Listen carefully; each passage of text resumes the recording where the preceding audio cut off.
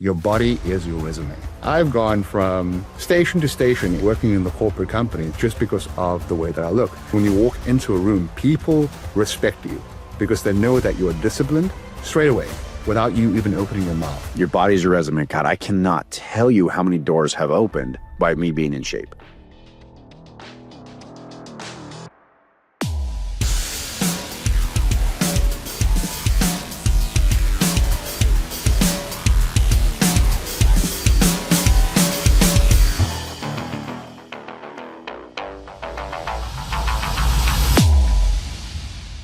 I got a special treat for you guys. This is a gentleman I've known for about 2 years now.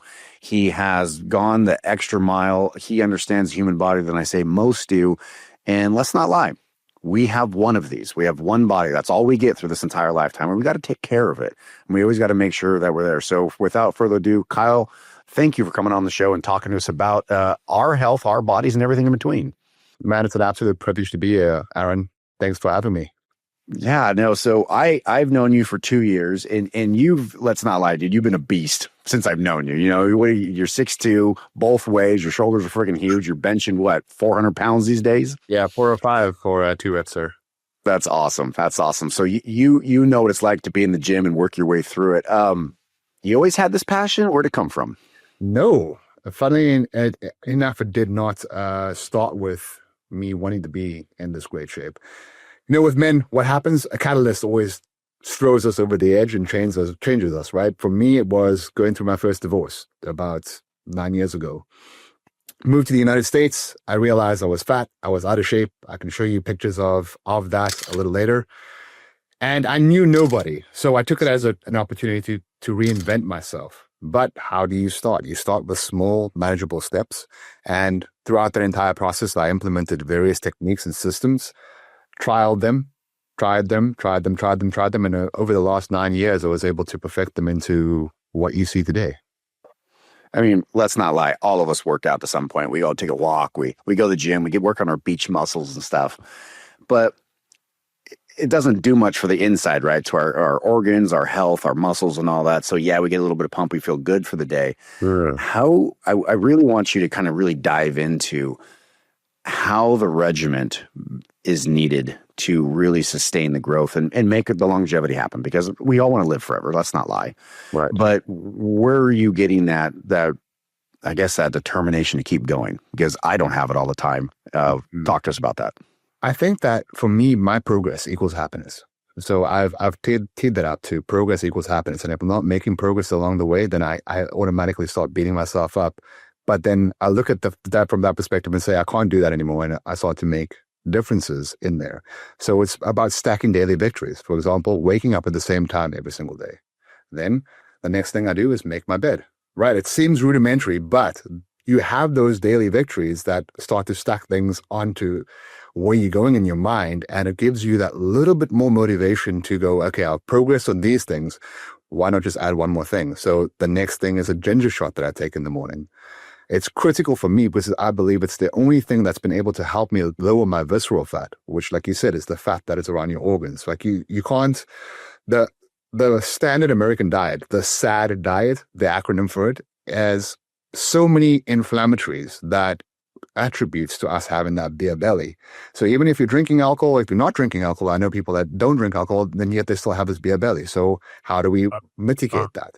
And I've utilized that ginger shot to be able to help me with that. Appreciate And meditation. They've proven that meditation and meditating daily actually helps you to develop a limiter for your telomeres. The only reason that we get old is because our telomeres seem to lose their longevity.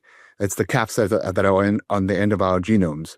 And as we age, those tend to lose their longevity. And they've done a study on lobsters who have grown until 280 years old. They did this actually a study on humans. When humans implement meditation every day, that seems to extend their life and their telomere. And those are called talums? What was that? Telomeres. They're telomeres. I'm going to farm that word a lot. Keyword, yeah. I'll send you some details on it. It was a freaking amazing study that I read. Again, I'm one of those guys that reads studies, but then I implement them on the other side of things and kind of do a lot of peer review and then look at it from a holistic point of view. Where is this information coming from? Because that's also very important. So you talked about fat around our organs. What was that called? Visceral fat. Visceral fat. What is that, and how are you combating that? So visceral fat is the fat that goes around your organs if you're eating a lot of fatty foods or foods that have increased your insulin level. And once your insulin level goes up, it attributes to storage of fat.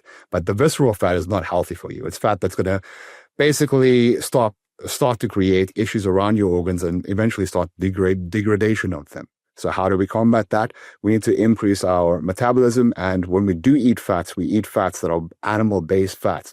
If your grandma can't read the ingredients that's in your food, then you should not be eating it. So that's simple. Gotcha.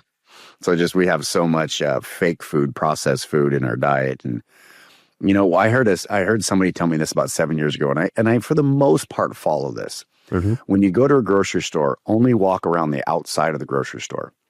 Go through the vegetables, the dairy, the meat department, and back out, and you're done. If you go in any of the middle aisles, that's all your processed junk you should not be putting in your body. Yes, sir. 100%. 100%. Yeah, so I loved all that. So the visceral fat, we got to get that down. Now, you mentioned something about a ginger shot. Can you go into great detail on that? Yeah, of course. It's a recipe that I've put on my site. So it's ginger, apple cider vinegar, lemon, black pepper, cayenne pepper, and then it's what's the orange stuff? The orange spice. Oh, you got me. I am not a chef. You're asking the wrong person. Starts with a T. Well, I've lost it right now. I need to make that this morning. But I've got the recipe on there. And essentially all of those ingredients, they each have a different active property. So for example, the ginger and the garlic are going to help your immune system, and they're going to help to reduce your visceral fat as well. The black pepper helps to increase your metabolism, while cayenne pepper boosts your internal temperature. So while you're navigating throughout the day, you're a lot warmer than before. And also it helps with, for example, when you're taking your cold plunges, you're not going to feel the cold as much. Well, that makes sense. I'm not going to lie. I have turned into such a pansy for these last 2 weeks. Just getting out of bed is a win, and going to the gym is a win. I love that cold plunge. I have skipped that cold plunge for the last 10 days. Even this morning, I skipped it, and I'm like, I know. I bought the dang thing. That way. I do not know you this way, brother. Come on. I know. I've do a year, no problems. Ever since I got back from Costa Rica, I just cannot get myself back into that full routine. I broke the cycle, and now I'm struggling. I really am. As soon as you break the chain, that's what happens, man. Yeah. It really does. So you obviously are in the gym all the time. You're one of the few people that have probably an 8-pack at this point in time for your age. Kyle, how old are you these days? I am 36, going to be 37 this year. 37. So you're 37. So your metabolism's already hit its first slow point at 35. You had to battle that. Yep. Walk me through what you have found to work the best for your body and what you have found, and kind of walk us through your routine for the week and what muscle groups you decided to group together, which you found the most action, at the same time, the least amount of potential injury. Awesome. So I start my workout every single day with the sprint, right? I learned this from you. Most people over 30 do not sprint. And the benefits behind it are that sprinting is the only exercise that boosts your growth hormone level by 450%. Growth hormone is responsible for fat burning, but also for muscle building. So you're manipulating how your hormones are utilized in your body.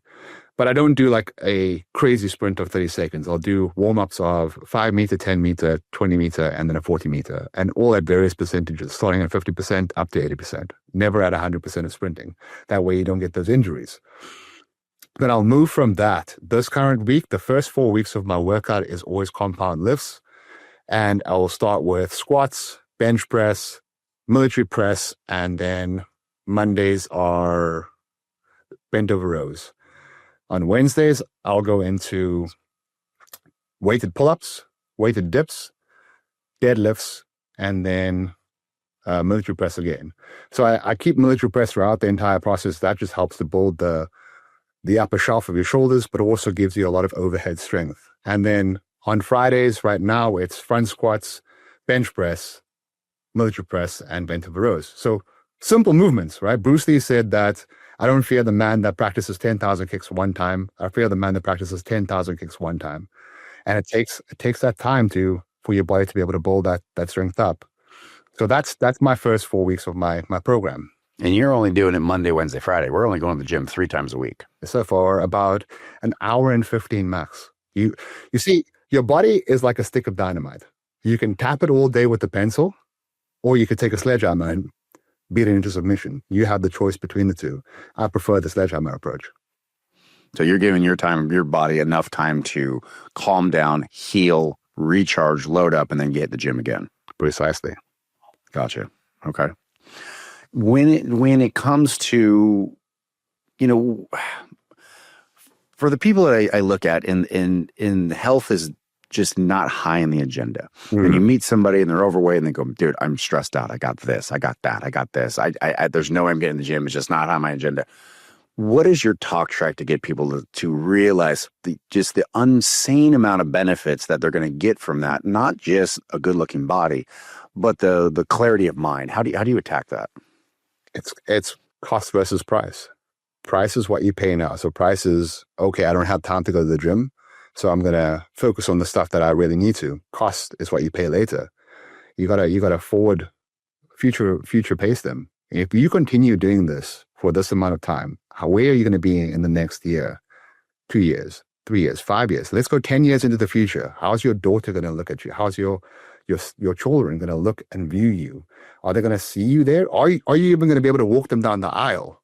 Right? Once you start to bring that home, that your health right now and your decisions right now are affecting who you are in the future and what your capabilities will be, it kind of nails home for a lot of people. And then there's other aspects that you can say, like, listen, not only will you be happier right now, healthier right now, your production in your work goes up. I've gone from station to station in my various day jobs within the first 4 years of working in the corporate company, just because of the way that I look. You automatically, when you walk into a room, people respect you because they know that you are disciplined. You can put off what you want now for what you really want, and that you will add value to their company straight away without you even opening your mouth. Your body is your resume. I love it. And I hit home right at the beginning there. Body's a resume. I want to talk about that in a second, but just, are you going to be there for your kids, be there for your grandkids? And it's true. There's times where there's problems and there's hiccups that come with that as that longevity hits. It really is.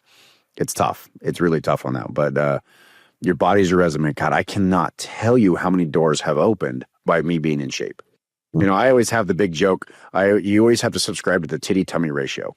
And the titty tummy ratio is your titty's got to stick out more than your tummy does. And I don't care what sex you are, that rule applies for everybody.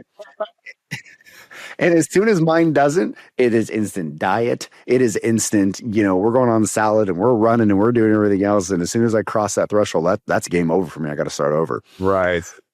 But it is your resume. You open up so many doors just on the way you look. Just want to take a moment to talk about Square Coil here. Square Coil has been powering the signage industry since 2011, and we're only growing bigger and better and stronger every single day. Some of the latest updates have just made my life a lot easier. I'm sure it's going to make your life a lot easier. So if you haven't checked us out, go ahead and get on our website, squarecoil.com. Take a look. And if you have an outdated key, an old software program that's going to be closing its doors this year, definitely take a look at us because we can make that transition real simple for you. Take a look, squarecoil.com. Tell me about your company. Where is Excaliburr going and all that? How have you guys made the progress in growing? Oh, wow. Right now, we have this over the course of this year. I brought my wife on, Helen, as a VP of operations, and she has put systems in place. Because I'm a visionary, but I'm very scatty. I want to see the results for customers right now, and I'll do what I need to do to get that done. But some of the times it's very adaptable. For example, if somebody has just had a rotator cuff injury, I kind of take my program and I square it up and change it just to specifically for them. Whereas Helen's like, okay, well, have you documented that? Have you created systems in place to kind of like, when's the next time you're going to have somebody that's along those lines? And by doing that, it's implemented a lot of the stress off me so that I can focus on the things that I really enjoy, which is creating the programs and ensuring the customers get the results. So by establishing our vision or my purpose in this world is to guide men towards holistic strength and lasting fulfillment by going beyond the conventional boundaries of the fitness industry, creating high value men that better society.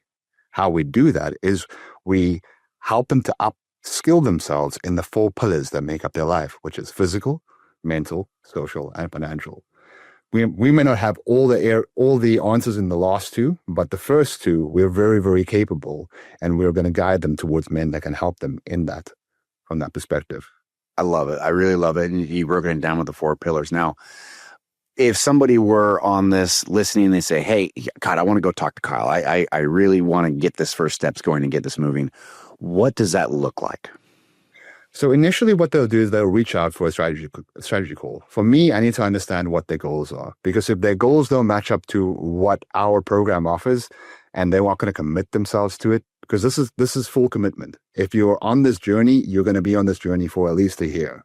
Mm-hmm. And therefore, I can educate you to give you all the tools that you need to be on your own. I'm not somebody that is looking to have you dependent on me. That's the last thing I want, because once you're capable, you're going to spread that message and word to other people. So therefore, I've influenced another 10 people or 5 people, whatever it is.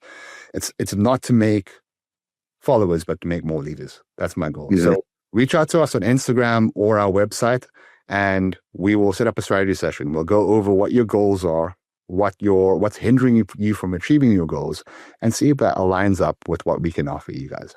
That's great. And we'll put all that in the show notes down below. So as you guys listen to this, you'll have a chance to, click right there and talk to Kyle on that. So I've been in the gym 20, 30 years of my life, probably for the last 30. And I have my own, at least. Yeah. So I'm 46 right now. And my rule was to buy 1 piece of gym equipment a year. And then, I got my 4-car garage as a full gym, and that's where I go and that's where I work out. So for me, having somebody bring on, it's awesome because you have little tips and tricks of how you hold the weights and how you do all this stuff, and the Arnold, and you do the bicep, the pinky comes up, and all the little secrets on that one. Yeah. Walk me through a gentleman that has not done that. And he's 290 and should be at 200. And he's got a long road to hoe. Walk me through what that's going to look like for them. Okay. First things first is that everybody wants to drop your BMI. They all talk about this BMI, and I think that is the most horrible metric in the world, because according to my BMI, I'm obese. And you've seen me. Do I look like I'm obese? No, not even close. I look like I have 2% body fat. Right. So that's the thing. So I don't believe in those metrics. I believe in building muscle and being in a caloric deficit. So for a guy that's 290, that's going to drop down, he's going to be eating 2 meals a day. But those 2 meals are going to be of full-on sustenance. You're going to have a steak, eggs, avocado, and tallow that you cook that in. With the protein shakes that we have protein shakes that are topped off with whipped cream. Like, what other diet out there is going to give you whipped cream on top of your? It's literally a dessert, okay? And yep. Within the first 3 months, I would estimate, especially because of the guy being at 290, you should be able to drop about between 10 and 15 pounds a month. Okay. Very, very realistically. Because if you think about it from this perspective, if you're dropping 500 calories a day, that's just from 1 meal. We're estimating just 1 meal. Over the course of a week, that's 3,500 calories, which equates to 1 pound of fat. But while you're working out, on top of that, so you're in a caloric deficit, you're working out as well, and you're building muscle, you'll be able to streamline that process even further. So yeah, at the beginning, it looks like if you're changing your diet, you're doing your runs, and you're doing your workouts, not even so much the running, just doing your workout enough that it's going to dial in where you want to be. I think that's going to be the hardest part is I see so many guys in our industry, they're working late hours, they're stressed out. We got a client screaming at them, we need the sign tomorrow, we got to get it done. And by the time they get home, they're done. They're spent. Mm-hmm. And to get them to get to that motion and that movement. But I look at this, and this is definitely one of the main reasons why I wanted to bring you on and talk about this is their joints aren't set up for this. Right. If you're that big, your joints, your knees, they're just not set up for that. And I hate to see really good men that are, what we're going to say, bound to a desk because they didn't take care of themselves. Right. And that's one of the things that we don't do. We don't put you out with heavy weights. I mean, like all of the people are always like, why are my weights so low? We go for about 60% of your 1 rep max, and we focus on form over overweight, right? And what will happen is that because when you learn how to fire those muscles in the correct way, you'll get stronger. And we focus on time and attention. So when you're doing a bench press, you're not going to be just coming straight down and pushing straight up. That's putting tremendous amount of pressure on the joints. We're doing a 4-second down. You're holding at the bottom for 1 second, and then you're doing 2 seconds up. So no explosive movements. And by doing that, you're actually firing all the muscles at the correct time, but also you're creating hypertrophy, which is time and attention. So you're really snapping those muscle fibers apart. And then when you eat protein, that gets built back together even stronger. And that's how we create the muscles in this program. I love it. I love it. And most people don't know that. You go to the gym all the time and they're just slamming the weights back and forth. And you're like, you're going to hurt yourself regardless of the weight. And that slowness is something that I'm going to say that's new school in the gym. That's something you haven't seen until the last 10 years or so. Right. Paramount. It's just paramount that they really need to learn how to that. And it's such a big difference. I see huge growth gains for me when I really focus on that and doing the 4-1-2. Yep. Negative reps are paramount. Like you said, if you're focusing on the negative, that's where the growth is going to happen. Shooting a weight up is, yes, it looks good. But even with my 405 bench, the guys are like, guy, why are you controlling it all the way down? I'm like, because that's how you're supposed to bench. I'm not going to change my form just because it's a higher weight bench. And I'm going still close grip, right? So my hands are literally there. It looks almost like I'm doing a tricep bench press. But what that does is it puts my elbow right next to my lat as I come down. So I've got that full support right through the motion, which means I never get shoulder injuries. I have been blessed with no shoulder injuries, and but I just know, it's coming. If somebody does something wrong, that it's going to hurt. It's going to suck. Yep. Now, one thing I've noticed on your Instagram, and I love watching this part, is the amount of stretching you do. Yes, sir. Now, we don't need to stretch, do we? Man, how do you want to be able to use your body towards when you're older? Mobility has been astronomically different in adding to my strength, but also my speed and everything else in my life by utilizing it's the Ready State by Dr. Kelly Starlett. I did a mobility course with him, and it's changed my perception, but also how I work out, because your hips are your engine of your body. So if your hips are injured, or if they're not firing in the right way, you're not going to be able to bench, you're not going to be able to deadlift, you're not going to be able to do squats, those fundamental movements. And by utilizing a few simple task movements by like 5 minutes a day, it changes your entire perception of things, and the pain that you have in your lower back, the pain that you have in your legs, all dissipates. He's got this model called the D2 R2. So like the opposite of RT, D2, which is desensitize. So you want to desensitize the area that's been aggravated. Then you decongest. So take all the blood out of that area, all the junk, the lactic acid. Then you want to reperfuse, put blood back into the area. And then the last part is restore. And when you restore that motion, you'll be moving through, you'll be squatting, you'll be bench pressing, you'll be doing all those movements that most people into their 40s or 50s are unable to do or to stay away from. Yeah, I would love to have you walk me through that regimen at some point in time for the stretching, because I know my stretching is very old. It's touch your toes and touch your side. And I know I got to do more, and I just have never taken the time to train myself on the stretching. So I know I'm weak. Hands down, I know that's weak. And I know if I'm weak and I go to the gym 5 times a week and I love the gym, that I know so many people are not taking the time to stretch. I mean, here's the thing. If you're rigid and you fall off of a ladder, for guys that are doing the sign work, if you fall, how many weeks is that going to put you out when you get an injury? Wouldn't you like to be able to bounce and just roll through it? That's what we give you the capability to do. Like, I've jumped off a ladder because I was doing my gutters and something wiped out. And I was about 8-9 foot up. but hit the ground, rolled through it, and I was fine. No injury, nothing. And I mean, me coming down at 230 pounds is it's heavy. It's heavy. That is a no joke person coming towards the ground. And your mobility, your stretching training really helped on that. And that's God, I love how you tied that back in, because we do have injuries on the workplace from time to time. We really do. And they're stupid injuries. Yeah. And they really are. And you look at them and everybody sees the 20-year-old or the teenager in the mirror. Everybody, I don't care what age you are, you still see yourself as a young person that hasn't figured it out yet. And we're not. I still think of myself, I just graduated high school, I'm 46, and that's just that viewpoint. And when you think yourself young, you also think you have the mobility of that young person. Yes, sir. Well, let's have some fun. We're going to wrap this up with some fun stuff. Okay. Non-weighted dips.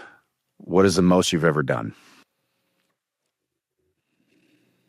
Offhand, I can remember 32. 32. Okay. Yeah. Gotcha. And how much have you squatted? Squatted 405. Nice. 3 reps. And that was pushing. Yeah, I bet. I do not know what my true squat number is, because I have the cheater. You sit inside the cage and grab the side cage and bring it up. I don't know what that machine, what it's called. Okay. The trap bar. Yes. Oh, okay. Yes. All right.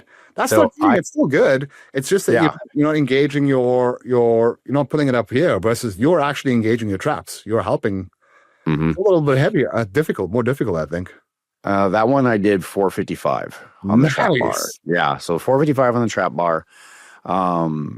What hit? So you were 405 for 3 reps right now today. Yeah. What is the most you've ever put up? South African time, I think that was 500 and something, and that was for 1 rep. But that was when I was a lot heavier, and I was a prop for rugby, so completely different ball game. Yeah. I was not flexible at all. Yeah, you were a beast in the rugby days. I think my best ever was 3 years ago, and it was 325. Was that nice? Yeah. So you're what, like 180? Sadly, I'm at 200 even right now, and I got some weight to lose. I should be sitting at 190. My fighting weight's 190. I feel the best right there. Nice. So yeah, no, I got a little pounds to let off on that one. But yeah, right now I would say Costa Rica, man. I know, right? Alcohol and put me over the edge.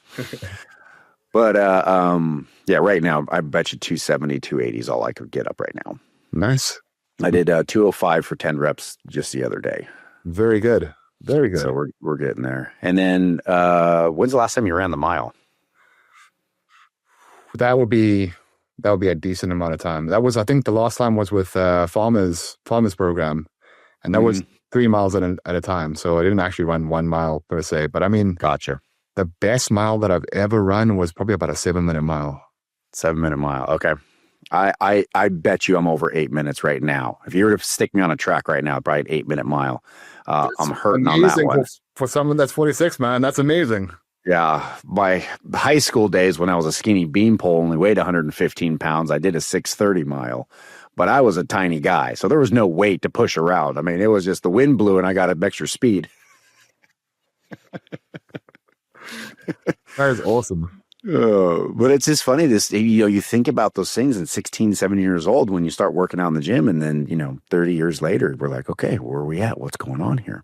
Yeah. I love it. I love all the things. I dig the gym, and I really, at the end of the day, it's super funny. Every single time I see somebody that's in shape and they pass that titty tummy ratio, I know that they know how to be disciplined, and I already have a lot more respect for them right off the bat.